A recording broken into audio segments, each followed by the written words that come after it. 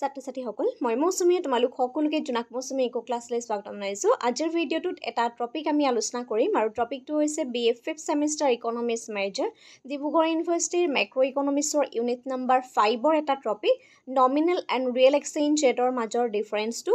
যথেষ্ট important question হয়, কাৰণ এই বেছিক কনচেপ্টটো বুজিলেহে তোমালোকৰ গোটেই ইউনিটটো ক্লিয়াৰ হ'ব। আৰু এক্সচেঞ্জ ৰেটৰ কনচেপ্টটো যেতিয়া আমি পঢ়োঁ তেতিয়াহ'লে আমি এই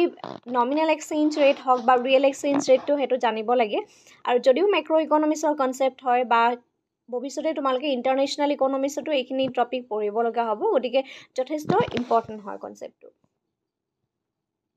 প্ৰথমতে আমি জনোৱা হয় যে নমিনেল এক্সচেঞ্জ ৰেট কি হয়, তাৰপিছত আমি জানিম ৰিয়েল এক্সচেঞ্জ ৰেট কি হয়, আৰু এইখিনি জনাৰ পিছত ইয়াৰ ডিফাৰেঞ্চটো বুজিবলৈ একেবাৰে সহজ হৈ যাব। আৰু এনেধৰণৰ কুৱেশ্যনবিলাক তোমালোকৰ বিভিন্ন ধৰণৰ যিখিনি MCQ ৱাইজ কুৱেশ্যন সেইখিনিৰ কাৰণে ইম্পৰ্টেণ্ট হয়, গতিকে সেইখিনি তোমালোকে চাই যাবা। আৰু লগতে যিহেতু তোমালোকে PG এণ্ট্ৰেঞ্চৰ কাৰণেও তোমালোকৰ ইম্পৰ্টেণ্ট হ'ব, গতিকে এই সৰু সৰু কনচেপ্টবিলাক এতিয়াৰ পৰাই তোমালোকে ক্লিয়াৰ কৰি যাবা, যাতে পিছত তোমালোকৰ সেই বাৰ্ডেনটো নাথাকে। ঠিক আছে, আই হোপ সকলোৱে দেখা পাইছা। ফাৰ্ষ্ট অফ অল আমি জনোৱা হয় যে নমিনেল এক্সচেঞ্জ ৰেট কি। এতিয়া এক্সচেঞ্জ ৰেট কি সেইটো আমি প্ৰথমতে যাওঁ। যে এক্সচেঞ্জ ৰেট মিনছ হৈছে যে এখন দেশৰ মুদ্ৰা যেতিয়া আমি অন্য এখন মুদ্ৰাৰ মাধ্যমত তাক কি কয় এক্সচেঞ্জ কৰোঁ, হয়নে, সেইটো আমি এক্সচেঞ্জ ৰেট বুলি কওঁ। কিন্তু নমিনেল এক্সচেঞ্জ ৰেটত এটা মেইন কথাটো হৈছে ইয়াত কোনো ধৰণৰ ইনফ্লেশ্যনৰ টো এডজাষ্ট কৰা নহয়, আৰু এখন দেশৰ মুদ্ৰাক আমি অন্য এখন মুদ্ৰাৰ যিটো কিমান পৰিমাণ আচলতে পাৰচেজ কৰিব লাগে সেই কনচেপ্টটো বুজায়। চ' nominal exchange rate is defined as the number of unit of domestic currency that can be purchased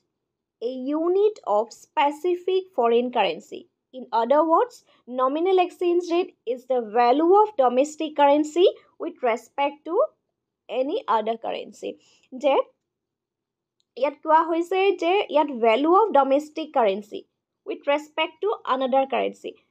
ইয়াৰ কাৰণে যদি আমি সহজকৈ লওঁ, আমি ধৰি লৈছোঁ এটা হৈছে আমাৰ US ডলাৰটো লৈছোঁ আৰু আমাৰ $1 লৈছোঁ, আৰু ভাৰতৰ সেইটোত ৰুপিজ লৈছোঁ। এতিয়া আজি যদি চাওঁ 87 পইণ্ট চামথিং, ডেট মিনছ আমি 87 ধৰিছোঁ। ঠিক আছে, এইটো ফ্লাকচুৱেট হৈ থাকে, 86 থাকে, কেতিয়াবা 87 থাকে, 88 থাকে, তেনেধৰণৰ। গতিকে আজি 87 হৈ আছে।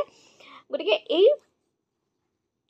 ডেট মিনছ ইয়াত কি বুজাইছে যে আমি যদি US $1 কিনিব বিচাৰোঁ, ঠিক আছে, আমি যদি US $1 কাৰেঞ্চি কিনিব বিচাৰোঁ, তাৰ কাৰণে আমি আমাৰ ডমেষ্টিক কাৰেঞ্চি কিমান দিব লাগিব, 87 ৰুপিজ দিব লাগিব।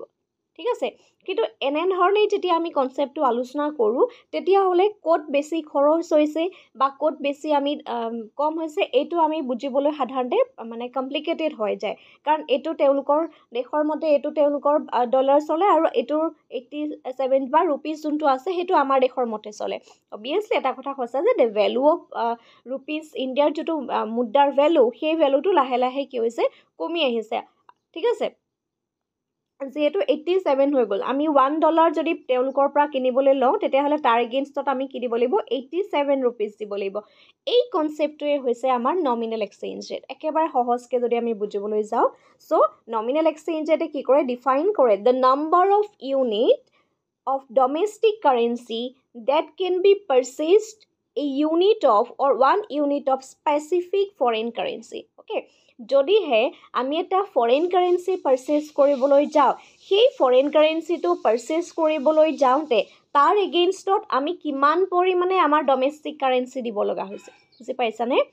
So nominal exchange rate is defined as the number of unit of domestic currency that can be purchased a unit of foreign currency. আমি এটা ফৰেইন কাৰেঞ্চি পাৰচেজ কৰিবলৈ যাওঁতে, পাৰচেজ মিনছ ক্ৰয় কৰিবলৈ যাওঁতে, ঠিক আছে, এটা ফৰেইন কাৰেঞ্চি ক্ৰয় কৰিবলৈ যাওঁতে আমি কিমান পৰিমাণৰ ডমেষ্টিক কাৰেঞ্চি দিব লগা হৈছে সেই কনচেপ্টটোকে বুজায় নমিনেল এক্সচেঞ্জ ৰেটে বুজায়। আৰু নমিনেল এক্সচেঞ্জ ৰেটটোৱে কেতিয়াও inflation is not adjust. Okay, inflation ইয়াত এডজাষ্ট কৰা নহয় in case of nominal exchange rate. এইটো কথা মনত ৰাখিবা। 1 মাৰ্কৰ কুৱেশ্যনৰ তোমালোকক কেতিয়াবা কাৰেক্ট বা সুধিবৰ কাৰণে সেইটো বহুত বেছি ইম্পৰ্টেণ্ট হয়। নমিনেল এক্সচেঞ্জ ৰেটত কেতিয়াও ইনফ্লেশ্যনটো এডজাষ্ট কৰা নহয়, আৰু ইয়াত যিহেতু অনলি কাৰেঞ্চিৰ কথা ইয়াত কোৱা হৈছে, ঠিক আছে, গতিকে তাৰ কাৰণে এইটো 2000 25 অক্টোবৰলৈকে কি ডাটা হৈছে 87 এইটো 25 হা 25লৈকে 87 হৈ আছে গতিকে এইটো চেঞ্জ হৈ থাকে ঠিক আছে আই হোপ ক্লিয়াৰ হৈছে চাগে সকলোৰে নেক্সট এতিয়া আমি আহিম যে ৰিয়েল এক্সচেঞ্জ ৰেটত কি হয় এতিয়া ৰিয়েল এক্সচেঞ্জ ৰেটত কিন্তু এই কাৰেন্সিৰ কথা কোৱা হোৱা নাই ঠিক আছে মনত কেনেকৈ ৰাখিম যে নমিনেল এক্সচেঞ্জ ৰেটৰ কাৰেন্সিৰ কথা কৈছে যে আমি যদি অন্য এখন ৰাষ্ট্ৰৰ এটা কাৰেন্সি আমি ক্ৰয় কৰিবলৈ যাওঁ তাৰ এগেইনষ্টত আমি কিমান পৰিমাণে ডমেষ্টিক কাৰেন্সি দিব লগা হয় ঠিক আছে সেইটো হৈছে নমিনেল বাট ৰিয়েল এক্সচেঞ্জ ৰেটত কি হয় real exchange rate measures of relative price of domestic goods in terms of foreign goods ইয়াত গুডছৰ কথা কৈছে ঠিক আছে it adjust the nominal exchange rate for the difference in the price level of between the countries আৰু লগতে এটা কথা মন কৰিবা যেতিয়া ৰিয়েল এক্সচেঞ্জ ৰেটৰ কথা আহে ৰিয়েল এক্সচেঞ্জ ৰেটত কিন্তু ইনফ্লেশ্যনটো এডজাষ্ট হয় কিয় ইনফ্লেশ্যন এডজাষ্ট হয় যিহেতু ইয়াত ৰিলেটিভ প্ৰাইজৰ কথা কৈছে দুখন দেশৰ সেই ৰিলেটিভ প্ৰাইজৰ কথা কোৱা হৈছে এতিয়া ধৰি লৈছোঁ ছাপ'জ তুমি এটা কমোডিটি ধৰিছোঁ পাৰ্টিকুলাৰ এটা এক্স কমোডিটি ঠিক আছে এই এক্স কমোডিটিটো যদি US-ত $4 হয় ধৰি লৈছোঁ সেই এটা পাৰ্টিকুলাৰ কমোডিটি আমাৰ ইণ্ডিয়াত ঠিক আছে ইণ্ডিয়াত ধৰি লৈছোঁ যে মই 120 ছাপ'জ এতিয়া তুমি এনেধৰণে চালে ক'ব নোৱাৰিবা এনেধৰণে যদি চোৱা হয় যে কোনখন দেশত সস্তা হৈছে গতিকে এই বস্তুটোৰ ওপৰত ডিপ নলেজ নাথাকিলে আমি গম নাপাওঁ যে ইয়াতে সস্তা হৈছে নে কোন দেশৰ মানুহে সস্তা হ'ব এইটো আমেৰিকাত এইটো মানুহে সস্তাত কনজিউম কৰি আছে নে আমি ইণ্ডিয়া এইটো কনজিউম কৰি আছোঁ ঠিক আছে গতিকে তাৰ কাৰণেই তাৰ যিটো ৰিলেটিভ প্ৰাইচ হয় সেই ৰিলেটিভ প্ৰাইচটো ইনফ্লেশ্যনৰ লগত এডজাষ্ট কৰা হয় আৰু লগতে সেইকাৰণে ইয়াত নমিনেল এক্সচেঞ্জ ৰেটটো আমি লগত লৈ আনিব লগা হয় কিয় নমিনেল এক্সচেঞ্জ লগত লৈ আনিবলগীয়া হয় এনেধৰণে যদি চাওঁ তেতিয়াহ'লে আমি কম্পেয়াৰ কৰিব নোৱাৰোঁ কিন্তু আমি যদি চাওঁ এতিয়া চাবা আকৌ এবাৰ মই কৈ দিছোঁ এটা কমোডিটি হৈছে এক্স কমোডিটি $4 আৰু আমি ইণ্ডিয়ান ৰুপিজত 120 ঠিক আছে এতিয়া এনেধৰণে চালে তুমি কৈ দিব নোৱাৰা যে আমি ক'ত বস্তুটো সস্তাত পাইছোঁ মানে আমেৰিকাই এই পাৰ্টিকুলাৰ বস্তুটো ইণ্ডিয়াত আহি ক্ৰয় কৰিব নে ইণ্ডিয়াই গৈ পেলাই আমেৰিকাত ক্ৰয় কৰিবগৈ ঠিক আছে ক'ত বস্তুটো আচলতে কমত পাইছে এতিয়া তাৰ কাৰণে কিন্তু আমাৰ নমিনেল এক্সচেঞ্জ ৰেটটো লাগিব নমিনেল এক্সচেঞ্জ ৰেটটো কিয় লাগিব যে আমি যদি পাৰ্টিকুলাৰ এই $4টো কনজিউম কৰিবলৈ যাওঁ বা পাৰ্চেছ কৰিবলৈ যাওঁ তাৰ এগেইনষ্টত আমি কিমান দিব লগা হ'ব ডেট মিনছ 87 × 4 34 গতিকে আমি ক'ত কমাই আছে অবভিয়াছলি ইণ্ডিয়াত কমি আছে হয়নে নহয় ইয়াত কিয় হৈছে 348 হ'লহেঁতেন যদি এইটো আমি মানে এই পইচাটো যদি আমি নমিনেললৈ কনভাৰ্ট কৰোঁ তেতিয়াহ'লে নমিনেললৈ কনভাৰ্ট কৰিলে আমি দেখিলোঁ যে 348 ৰুপিজ হৈছে ঠিক আছে গতিকে এই কনচেপ্টটো ৰিয়েল যিটো এক্সচেঞ্জ ৰেট হয় সেই ৰিয়েল এক্সচেঞ্জ ৰেটটোৰ সেই কম্পেয়াৰটোৰ কাৰণে কিন্তু আমাক কি লাগিব নমিনেল এক্সচেঞ্জ ৰেটটো লাগিব আৰু নমিনেল এক্সচেঞ্জ ৰেটৰ কাৰণে ৰিয়েল এক্সচেঞ্জ ৰেটৰ প্ৰয়োজন নাই সেইটো কথা মনত ৰাখিবা নমিনেল এক্সচেঞ্জ ৰেটটো তুমি যেতিয়া কেলকুলেশ্যন কৰিবা সেই কেলকুলেশ্যন কৰোঁতে ৰিয়েল এক্সচেঞ্জ ৰেটটোৰ প্ৰয়োজন নাহে কিন্তু যেতিয়া তুমি ইয়াৰ ৰিয়েল এক্সচেঞ্জ ৰেটটো ওলাবলৈ যাবা তেতিয়া কিন্তু তোমাক নমিনেল এক্সচেঞ্জ ৰেটটোৰ প্ৰয়োজন আহিব মই সেইকাৰণে সেইটো উদাহৰণটো থ্ৰুৱেদি দেখাই দিছোঁ ঠিক আছে ইয়াৰ যিটো ফৰ্মুলা সেইটো হৈছে real exchange rate equal to nominal exchange rate into domestic price level divided by the foreign price level ঠিক আছে গতিকে এইটো ফৰ্মুলা হয় বহুত বেছি ইম্পৰ্টেণ্ট হয় সকলোৱে ফৰ্মুলাটো লিখি ল'বা মই আশা কৰোঁ আজি অসমীয়া ইংৰাজী বুলি কথা নাই সকলোৰে বেছিক কনচেপ্টখিনি ক্লিয়াৰ হ'ব লাগে তাৰপিছতে আহিছোঁ ইয়াৰ ডিফাৰেঞ্চটোলৈ কি আছে so' in case of nominal exchange rate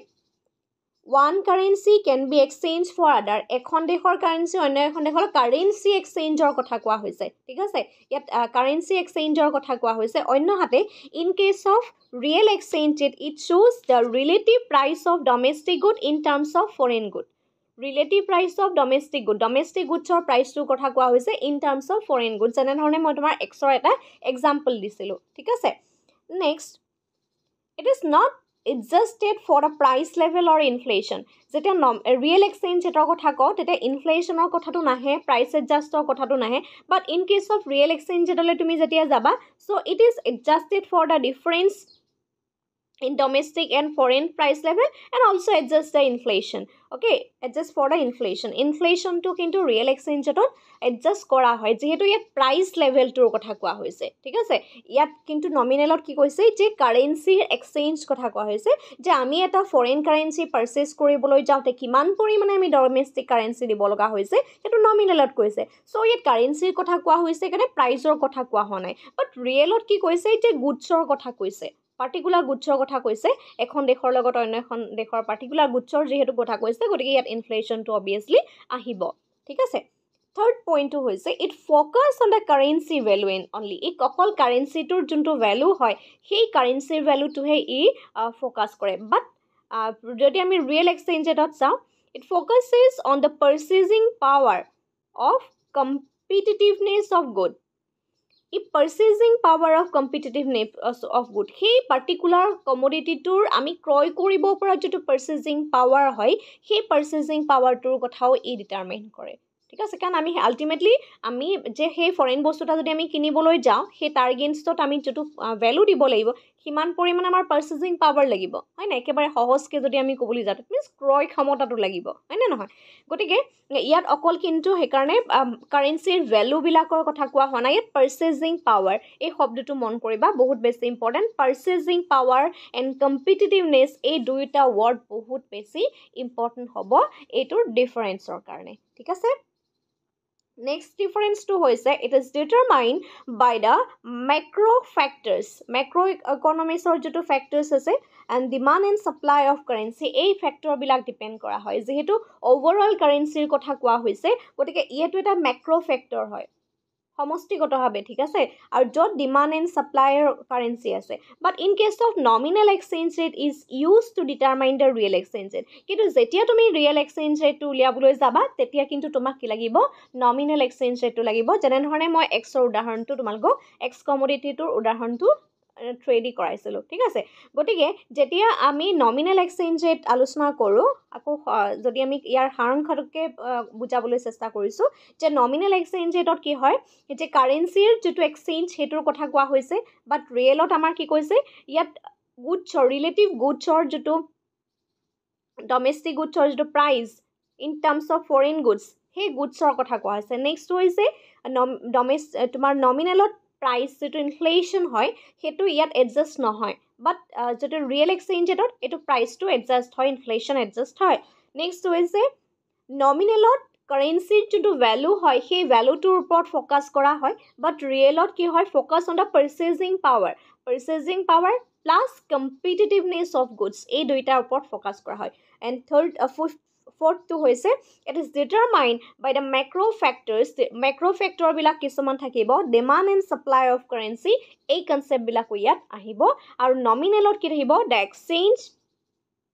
rate is used and determined in real exchange aru ei khini kana real exchange to determine koribor kana ultimately tumak ki lagibo nominal exchange rate lagiboi ঠিক আছে এনে ধৰণে আমি exchange ৰেটৰ যেটো real and nominal এই দুটা আলোচনা কৰিব পাৰো যথেষ্ট ইম্পৰ্টেন্ট হয় তোমালোকৰ 4 মাৰ্কৰ যেটো শৰ্ট কোৱেশ্চন আহে সেই শৰ্ট কোৱেশ্চনৰ কাৰণে চাই থব পাৰা বা লং কোৱেশ্চনত আজিকালি আমি প্ৰায় দেখিবলৈ পাওঁ যে 3 বা 4 মাৰ্কৰ এটা অংশ কোৱেশ্চন আহে গতে সেই কোৱেশ্চন বিলাকৰ কাৰণে এই কোৱেশ্চনটো সকলোৱে চাই থবা আৰু যদি তোমালোকে কমপ্লিট কোৰ্সত জয়েন হ'ব বিচাৰিছা আমাৰ যোনটো সাবস্ক্ৰিপচন কোৰ্স আছে তাত তোমালোকে জয়েন হ'ব পাৰিবা আৰু ভিডিওটো বুজি পালানে প্লিজ এটা কমেন্ট কৰি জনাবা কাৰণ তোমালোকৰ কমেন্ট বিলাকৰ ওপৰত বেছ কৰি আমি ভিডিও বিলাক বনাই যাও আজিলৈ ভিডিওটো ইমানেই ধন্যবাদ